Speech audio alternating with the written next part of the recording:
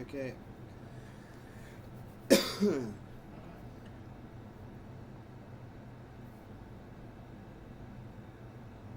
So, the first movie I watched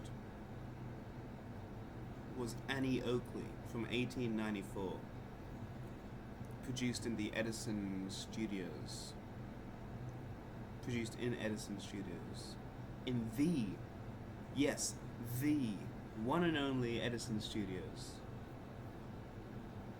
It involves Annie Oakley herself in the flesh and blood, shooting a bunch of glass. I'm not sure if they're bulbs or like plates, but they're on like a canvas of sorts. There's six of them. One, one, two, three, one, two, three, and she shoots at all of them. One stays behind, so she didn't get all of them. She might have hit it, but it still wasn't damaging enough to make it fall onto the floor in a bunch of broken shards. And then some other guy throws some shit in the air and then she shoots them. So,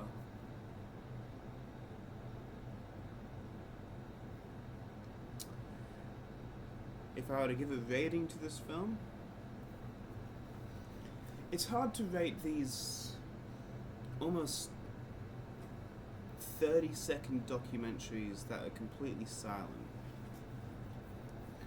Am I entertained during them? Fuck yes I am, because they're made over 100 years ago. They're basically the first use of camera to caption, the first use of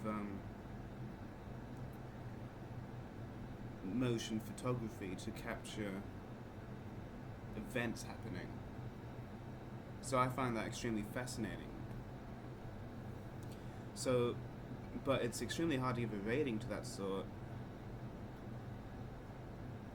So how did Annie Oakley make me feel overall?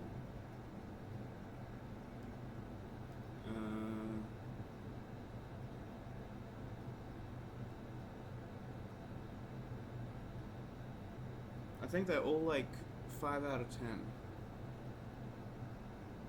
Just for the historical aspect of them. If I was watching it back in 1894, probably give it a 10 out of 10 because I wouldn't have seen anything like it. If I was watching,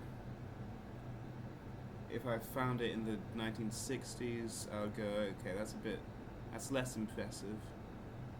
But because it's been so long, I'll give it a 5 out of 10. After that, we have the Boxing Cats, in parentheses, Professor Welton's. And that's Professor, spelled P-R-O-F dot. You know, like abbreviation. Itch.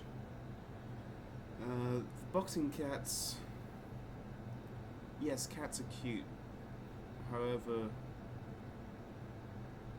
this Professor Welton, who's like holding these two cats. The cats have got boxing gloves on. They're obviously uncomfortable, and he's just getting them closer and closer together. So the cats are like doing that.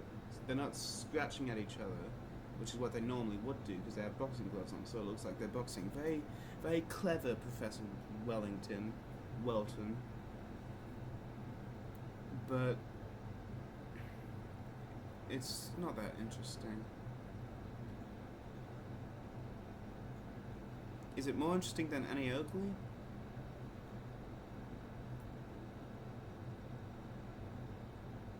No, because Annie Oakley has a real life gun, which is pretty spectacular. So this is also from 1894. Pretty sure most of these are. And most of these are also from the Edison Studios. Now, I don't give a shit if this fucking shit doesn't interest you. I'm doing it for myself, and that's the only person I'm doing it for.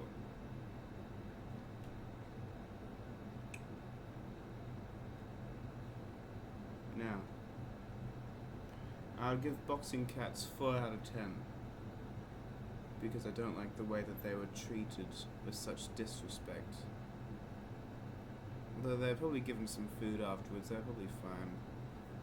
I just don't find humans trying to make cats humanistic. It's the same thing with YouTube videos.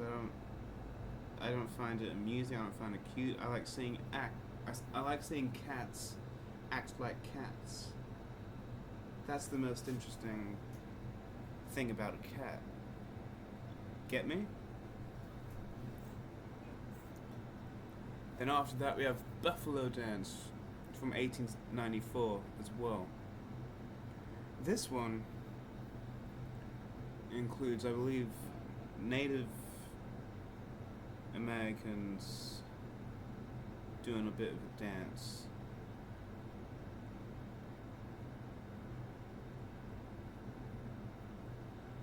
It's amusing to watch because it's something genuine.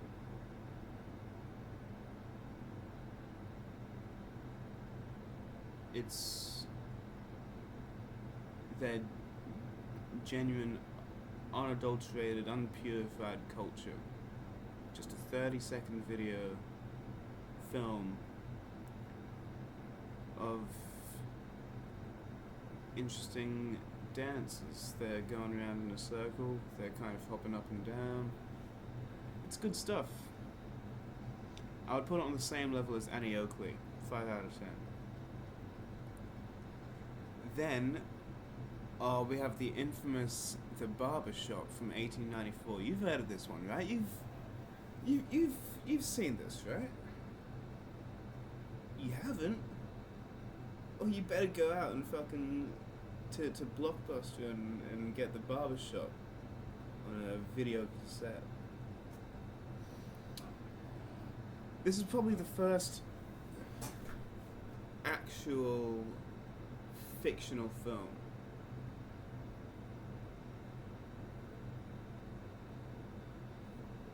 If you couldn't see Professor Welton controlling the cats, I would guess that was actually the first fictional film.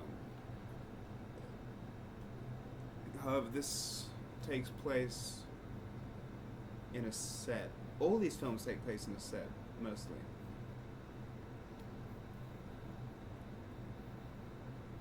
And the background is all black, and it's an interesting capture of history. However, the barber shop has actors and more than two things going on. Some guy's getting shaved, and there's two other people who are waiting to be shaved. One of them has a newspaper and like laughs at it, and then shows the other guy also waiting. So just for that, I'm gonna give it a 6 out of 10.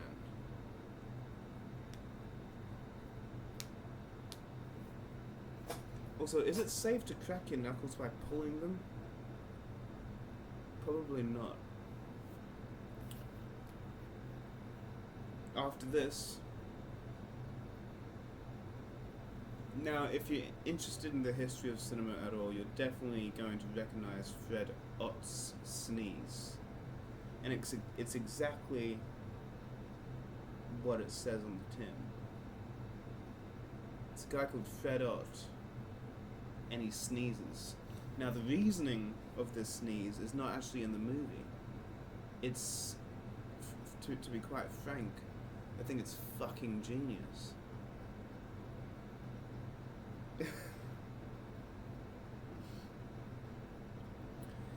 Fred Ott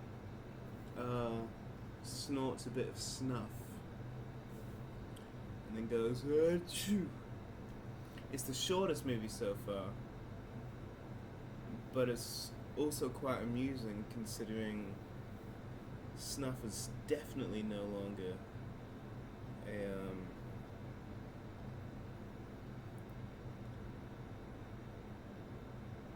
a popular thing in society anymore. So this one's around 4 seconds, but I think I'd put it on the same level as the barber shop, around a 6. maybe a tiny bit higher, but I'm not gonna do no fucking 0.5s. Okay? Fuck that. 0.5s are only for out of 5. You can have 1.5 out of 5. 4.5 out of 5. Having a 9.5 out of 10 is just quite damaging to the whole scoring system, I think. But yeah, it should all be out of 10. If it's out of 5, and you're adding the 0.5, just make it 10, because it's the exact same amount of different ratings. So that's what I have to fucking say about that shit. After that we have Carmencita from 1894 from... Where do you think it's from, huh? Where do you think it's from?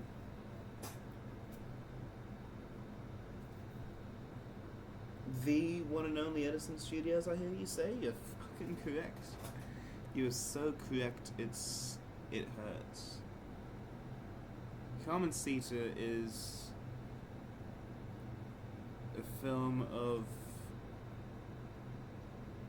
a woman dancing in this beautiful, luscious kind of fluffy dress. And she's doing really good dancings. And I remember one thing that interested me about it. She does this dance where she spins around and then she does a fast spin. And I was like, slow down there. God, I'm gonna have a heart attack. But I think that's on the same kind of 5 out of 10 for me. She's a very good dancer. And it's quite nice to see her so happy in her dance moves.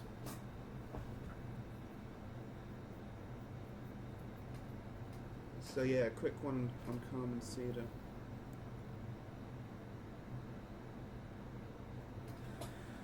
After this we have Pillow Fight from the year 1897. 1897, 3 years after.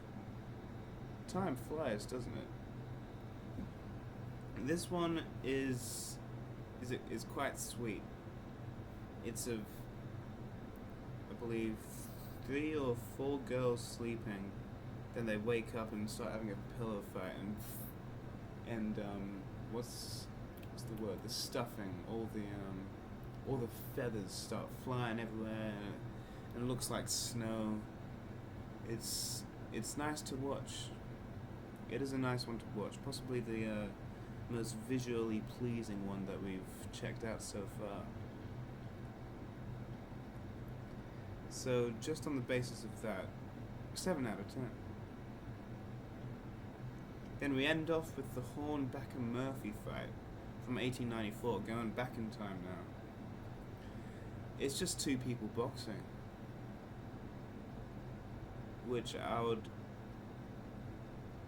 give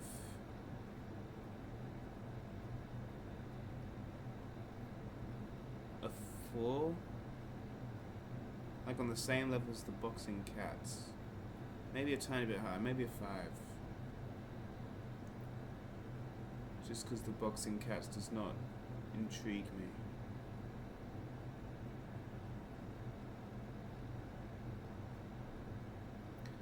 One guy lands a good punch, the other guy doesn't. They seem to kind of cuddle at the end, but that's part of the fight apparently. So yeah, 5 out of 10. Actually, you know, it's a 3 out of 10. It's my least favourite, because at least with the cats boxing, it's something that I've never seen before, even as much as I don't like it. I'm not into humans boxing. It doesn't hit home.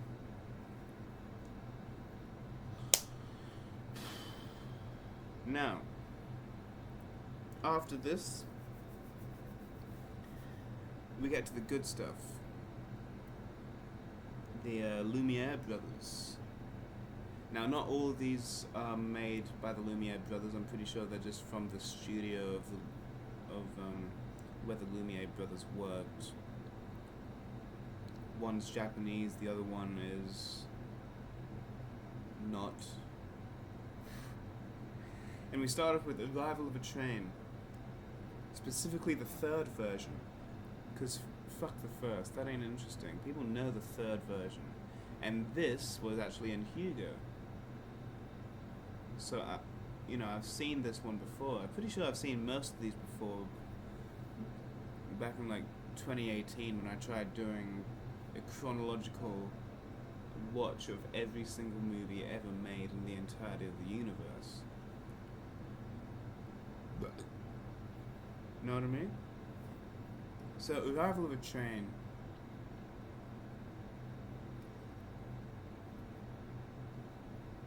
Seven. Solid 7. I like the way the train moves past the camera. I like the framing of it. I like how the train takes up 3/4 of the entire shot when it finally stabilizes, and then 1/4 is just people walking into the train. I like that.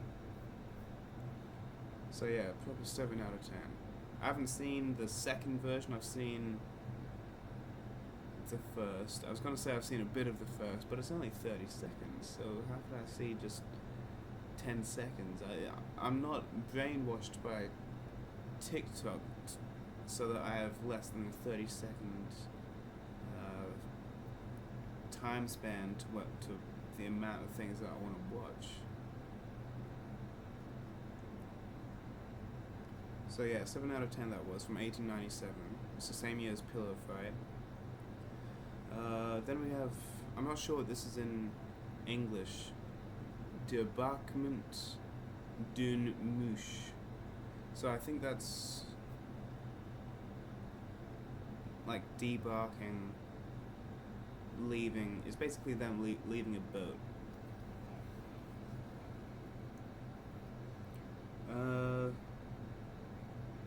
I would give this a 7 as well, because there are some interesting characters. It is very documentary-like. Same with Arrival of the Train. It's just done well. This is just a still video. These are all still, by the way. It's just the camera in one spot of people walking off a boat onto the port. And the fashion back then, the facial hair, the actual hair, it's just kind of beautiful to witness. And especially when people are quite similar. There's one girl that sees the camera and then goes like this because she doesn't want to be photographed, which I think everyone should do when someone has their phone out in public and is recording, because fuck that. Then there's one kid that waves at it. There's one guy that tips his hat. It's cute. I'll describe it as cute. Then we have Enfants jouant au billes. And I think that, from memory, that's the one with the kids in the street throwing marbles, which is also adorable. You know, they didn't have fucking yo-yos like the 80s. They didn't have Game Boys like the 90s. They don't have their phones like fucking nowadays. They had marbles. And they had a cracking time. They loved it. They were throwing these marbles around. I don't know what the game was. It's just they're throwing marbles on an extremely dusty pavement of sorts. It's just really nice to see kids in the moment.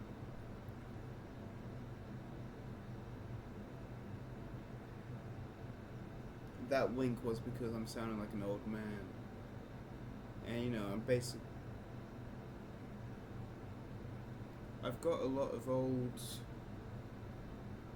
man opinions on things that I don't, I'm a hypocrite. I use my phone constantly. By the way, this is like 33 minutes so far, I think. And that's how I know for sure that no one is going to watch through all of this. All the videos that I see on YouTube, they're like 10 minutes max, just describing their days. Whereas I go into fucking full detail. Plus, I also have to do I have to add my 3 p.m. alarm for my third cigarette. Anyway, back to the movies. 7 out of 10. I mean, so far the Lumiere brothers are doing a lot more interesting captures of the 1800s than the Edison studio did. Then we have boats leaving the port. And again, I like the framing of this.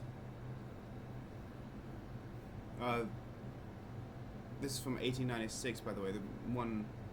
Oh, wait, no. Fuck. Arrival of the Train was 1897. Same one for the people leaving the boat. 1896 was the boys throwing marbles.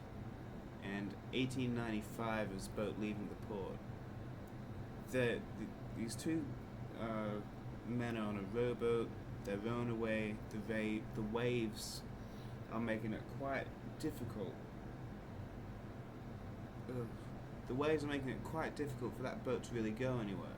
There's some tension to it. Really good tension. So yeah. 5 out of 10. 6 out of 10, actually. 6. Then we have the Derby from 1896. This one is a 7 out of 10. Horses run past, and then when the race is finished, the crowd just rush the plains, and it's nice to see that people were as passionate about horse racing back then as they are now. After that, we have Drury plate spinning from 1896. This one's impressive. The guy spins some plates. There's 3 plates. Small, medium, big. They're all spinning, and eventually, by the end of it, there's 3 big plates. So it's impressive. But at the end of the day, he's just spinning plates. So we'll give that. This is a tricky one. A 5. I'll give it a 5 because it doesn't interest me personally, but I can still see that it's that he's doing a wonderful job. This video is scuffed. I swear. Then we have La Mer. La Mer. Oh, that's I think that's called The Sea in English, and it's like a family, and these boys are running off a plank into the sea, and they're doing flips, and they're having lots of fun. A 7 out of 10. It looks like a really good time, and yeah, that's a good one. I like that one. Then you have Rough Sea at Dover. This one has the crappiest camera quality out of all of them. Both La Mer and Rough Sea at Dover were in 1895, and Rough Sea at Dover, it's unnerving because, believe it or not, I am timid when it comes to the sea and harsh waves. And seeing as the camera quality is so kind of it works for the film. It's like Inland Empire.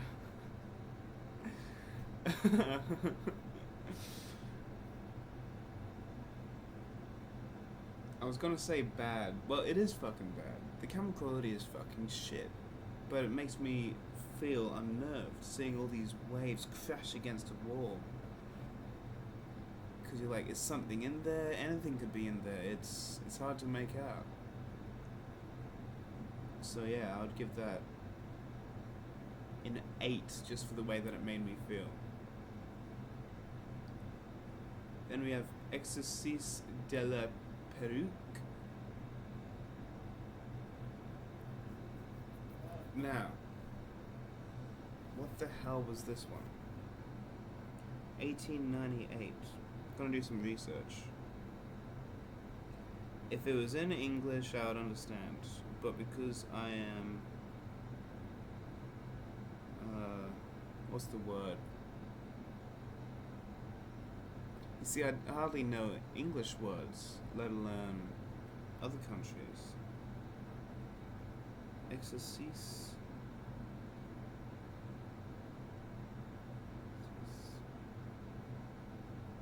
Stella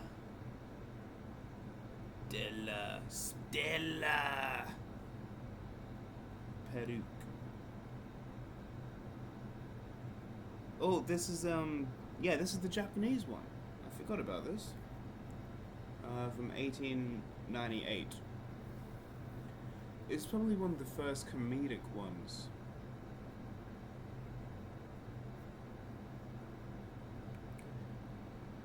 Two or three Japanese characters. One has like long... I'm not sure if it's a wig or if it's the actual hair, but they're going like this constantly. And it's hitting the floor.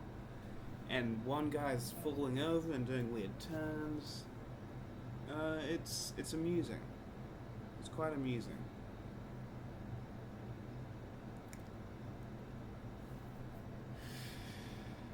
Six out of 10. Then our last one, which I also have to type up, Le Pêche au... La Pêche... Oh, this is a, I know this one. Didn't even fucking need to type it up. It involves... This one's cute. I'm pretty sure it involves one of the Lumiere brothers, possibly. I'm not extremely sure about that. With his daughter, and the daughter standing on a table, fishing for goldfish. She doesn't actually grab any out, but she's like, it looks like a couple of months old. She's learning to smile. She's learning to have a good time, and these goldfish are giving her that good time. She's having a blast. She's looking in. She's seeing all the fishies swimming around. All the little fishies. They're doing their thing. And she loves it. And so do I. However, I don't love it as much as Rough Sea at Dover or The Sea, where the boys are jumping in. Or maybe I do. 7 out of 10 this one gets. Okay, now we get into the actual good stuff.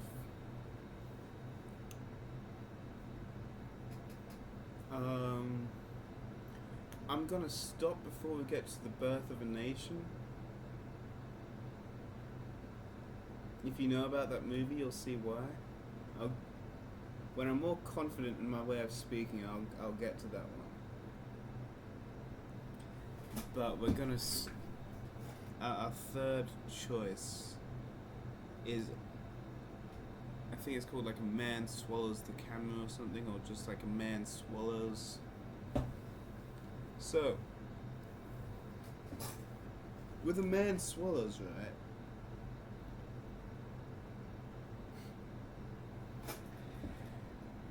It's not what you think it is. It's from 1901. You sick fucking perverted freaks. He's looking at a camera. He's saying something. We can't hear it. Again. It's fucking genius. And then he opens his mouth. His lips get really close to the camera. A bit like, if you're not interested in lips, look away. But it's a bit like this. But without the nose, too. He doesn't have the nose. What am I, fucking Robert Smith on the cover of Kiss Me, Kiss Me, Kiss Me? It doesn't even have the nose. And then he opens his mouth. And then it goes black. And then the camera cuts to an outside camera. It breaks the fucking fourth wall. It cuts to a camera. Basically, the mouth is so big now that it eats the camera and the cameraman too. And then he slowly leaves, and it's funny to see a movie that old break the fourth wall in a pretty damn clever way, I would say. So yeah, that one gets an 8 out of 10. That one, 8 out of 10 for me. After that, we have A Trip to the Moon, George Méliès. Everyone knows this one. It's a classic. It's the first fucking movie on 1001 Movies You Must See Before You Die. A lot of people have seen the spaceship inside the moon's eye. I saw both the black and white version and the colored version. But I'm going to rate the black and white one.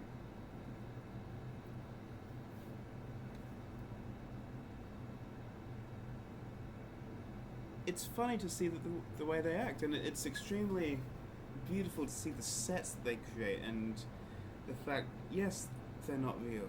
Yes, you can tell that they're not real. Who gives a shit? It's part of the magic of it. You don't go to see a play, and then when the sun comes out behind them, you don't go, that's not the fucking real sun. That's... What the fuck is this low budget shit? It doesn't matter. It's a set. Get the fuck over yourselves. But yeah, it's entertaining.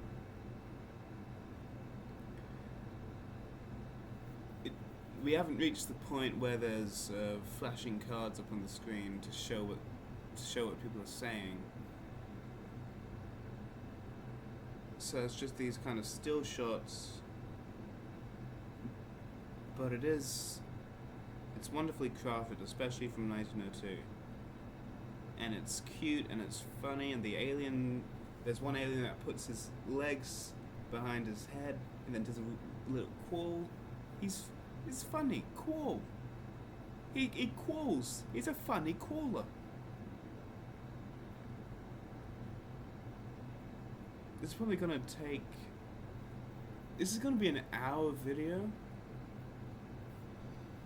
I might split this up into 2 parts. One where I'm talking about the fucking shit that's going on, then one where it's just the movie section. But yeah, an 8 out of 10 for this one. It's cute, it's clever, it's just sweet. It's very sweet.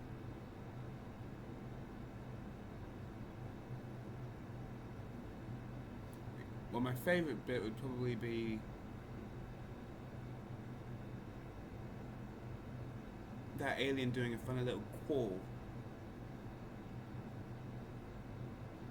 along with obviously the spaceship going inside the eye, so on and so forth, blah blah blah blah. After that, we have the Great Train Robbery from 1903. This one I was it hit, and I enjoyed it. They made there was one camera movement which the way that it was like framed, it reminded me of a scene of like from Blood Feast from 1963. It's just, but it makes more sense that it was so kind of shoddily done during this period. But yeah, you're not really on the side of the robbers. You don't know the victims well enough to... Actually, you know what? This movie is violent.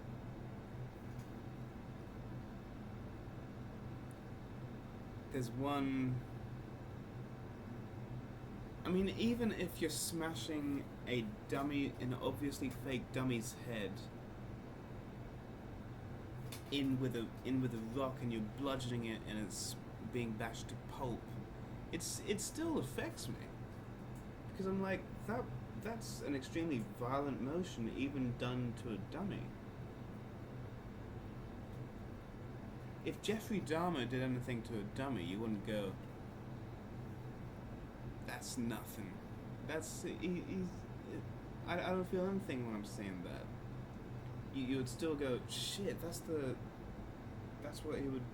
What am I talking about? Did I just want to bring Jeffrey Dahmer into this whole situation?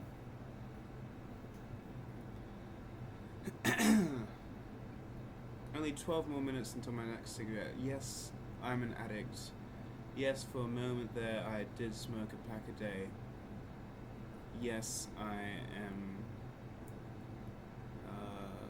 extremely regretting buying my first pack of cigarettes. So yeah, sorry that my brain went off topic. But yeah. Anyway, it's just a visceral reaction seeing a dummy get its head smashed in with a rock and then thrown off the train.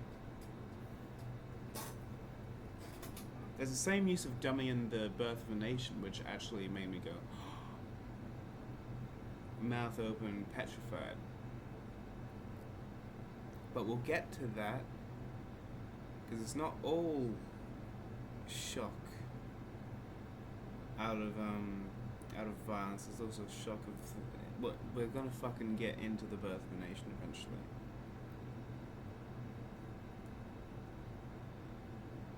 So yeah, the Great Train Robbery, you're not on the side of the robbers, but because you are kind of on the side of the victims, or the robberies as they're called, maybe, I don't know, as the violent acts towards them do affect me.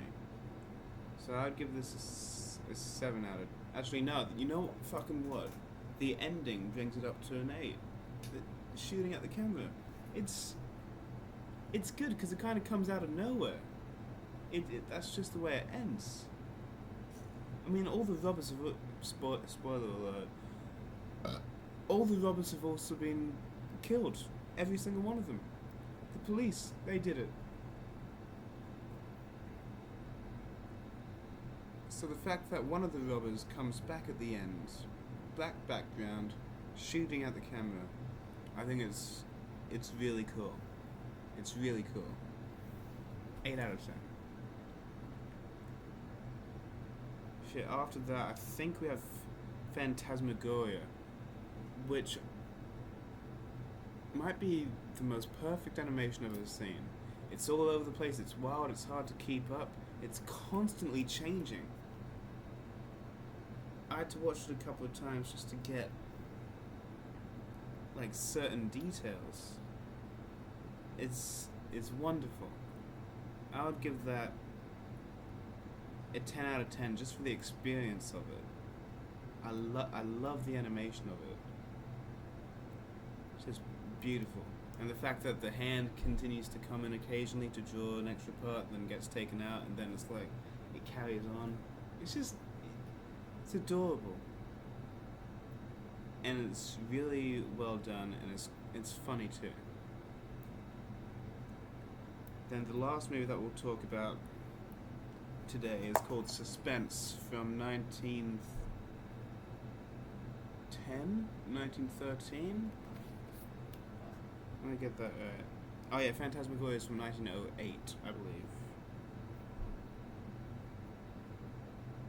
Yeah, Suspense is from 1913.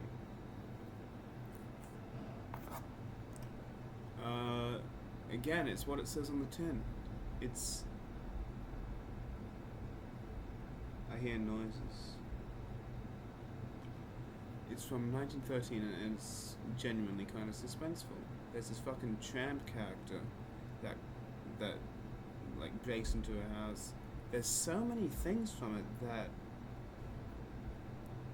have been used over and over again in slasher films. The tramp cuts the phone line. There's a damsel in distress. The husband has to hurry back home to make sure that no one gets hurt. I mean, the tramp has a fucking knife. He's gonna do something bad to this mother and her baby, which also adds to the suspense of it.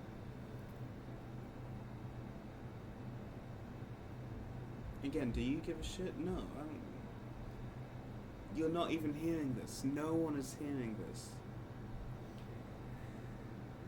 In fact, that was the main inspiration to make these type of videos. If other people can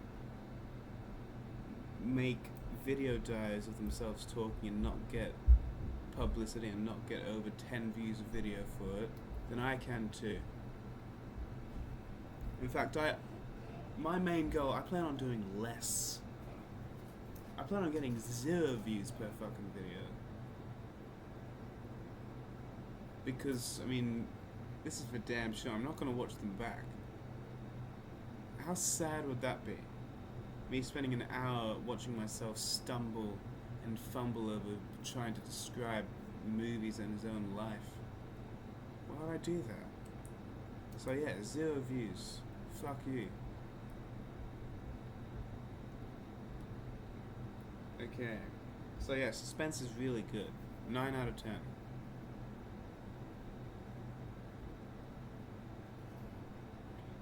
And then we get to The Birth of a Nation.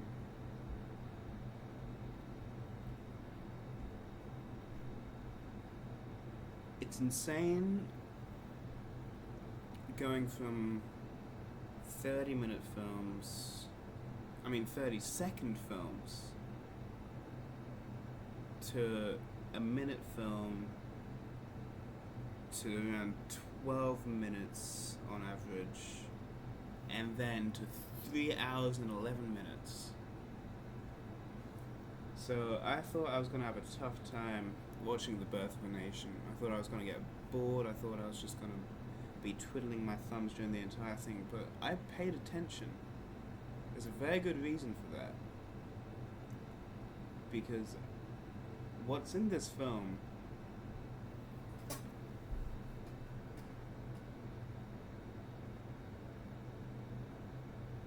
it's a very tricky situation.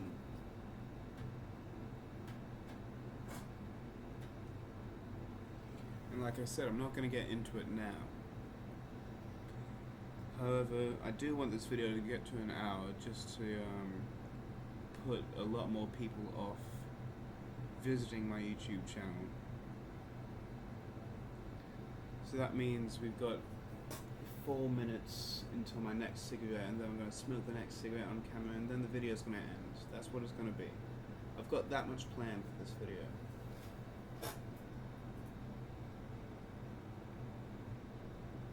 How easy is it to do things? How fucking easy is it?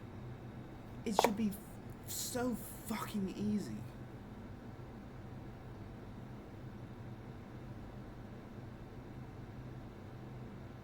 But it's not. I don't know why.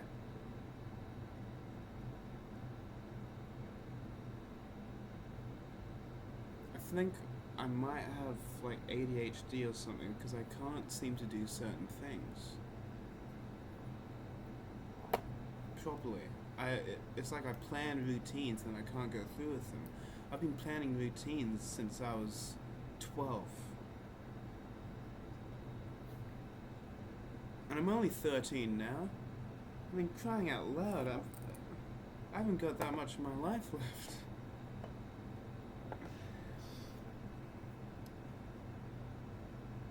It should be so easy. but after kind of lazing around for a very long time, it's hard to get into the swing of things.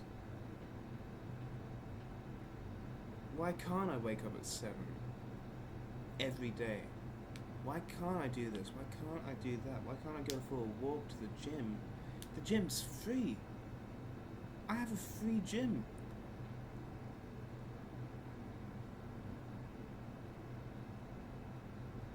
I've got some money.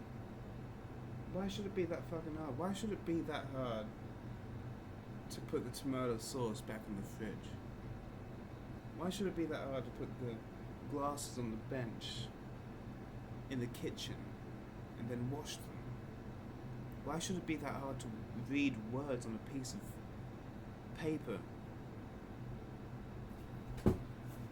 Although I have been doing a good job with this.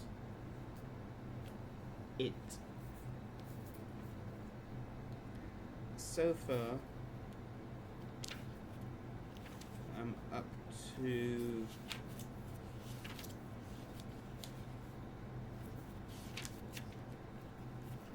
section 5 of chapter 3, which is titled Beverly Rogan Takes a Whoopin'. So this section is going to be extremely difficult to get through.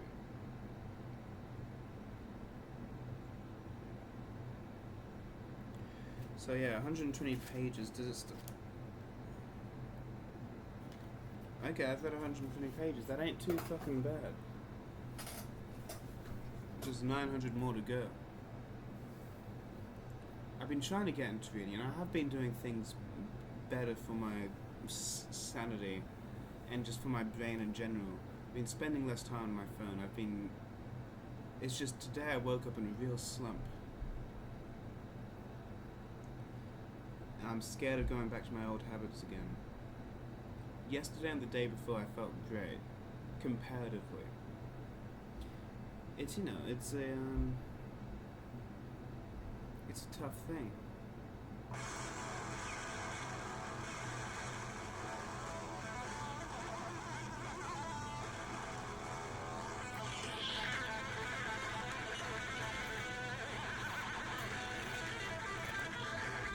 Thank you, Deep Purple, much appreciated.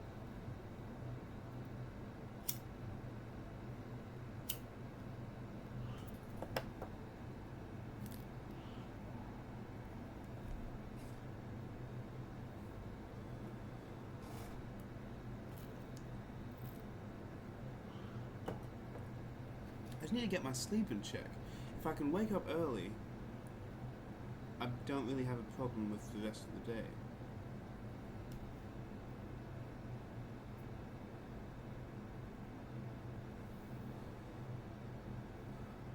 If I wake up late, the entire day's fucked. And I woke up pretty late today. 9ish. Which, even that late, the sun's already fully up. I want to see the sun start to rise. Because that means the start of something. If I wake up at 9 and the sun's already fucking there, it's just like, what's the point? That's my main problem. I say that's my main problem to around 100 of my different problems. This being one of them. That being another.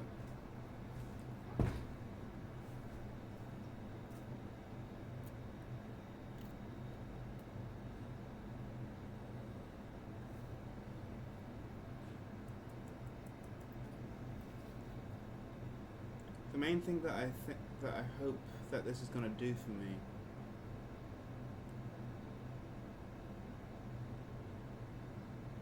is get my mental health and physical health kind of back. There was a moment where I looked pretty damn good. I still don't look too bad. However, this has grown, these have grown.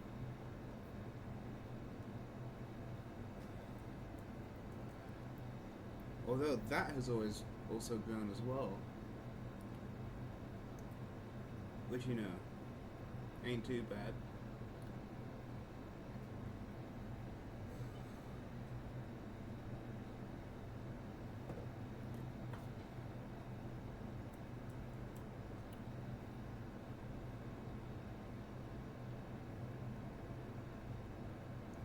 But yeah, it's a Friday. I should be in good spirits.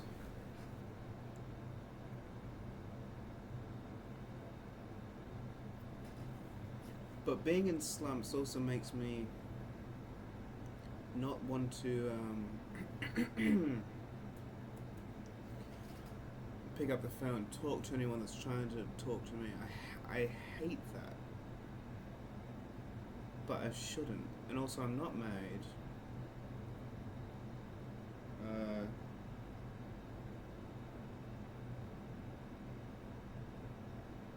But there is another person who wears the same ring on the same finger.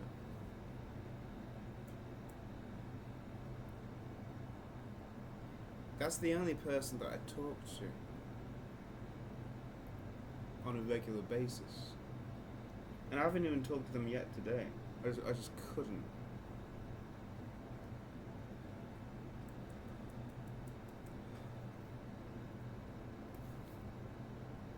Just because I feel so bad. Also, I do feel bad, but I also feel kind of nothing. Because I had 3 left this morning, smoked them all, and then went, well, there we go. Time to fucking get another one. And it's just repetition without succeeding. I need repetition with succeeding. That's the only way that I'm gonna be okay in my own head.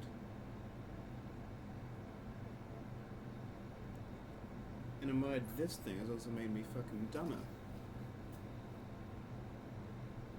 And I also want to stop swearing so much. I want to do so much.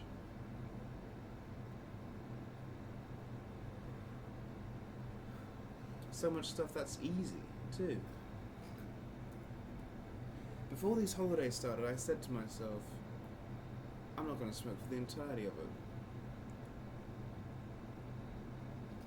Cheers.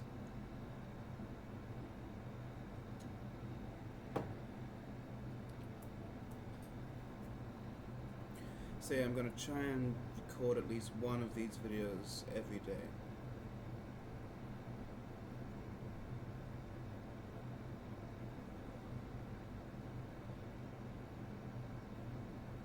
I might come back later tonight. I might not. I'll definitely be back tomorrow. I'll definitely be back tomorrow.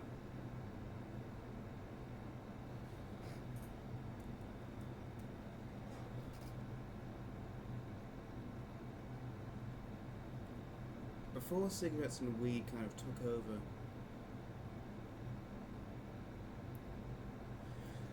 I said my 3 main addictions were music, food, and masturbation. Now I've got 4 addictions. Food, masturbation, cigarettes, and weed. Music's taken a backseat, which is extremely disturbing to me.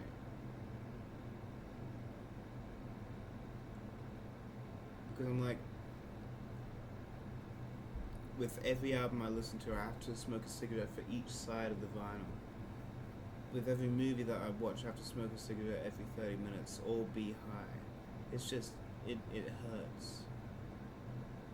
I can't do anything without toxins going through my brain.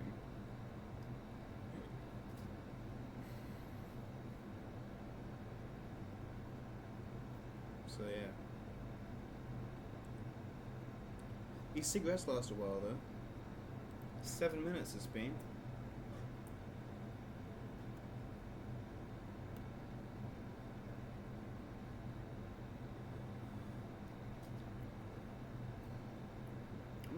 think these videos might get age restricted as well because of these.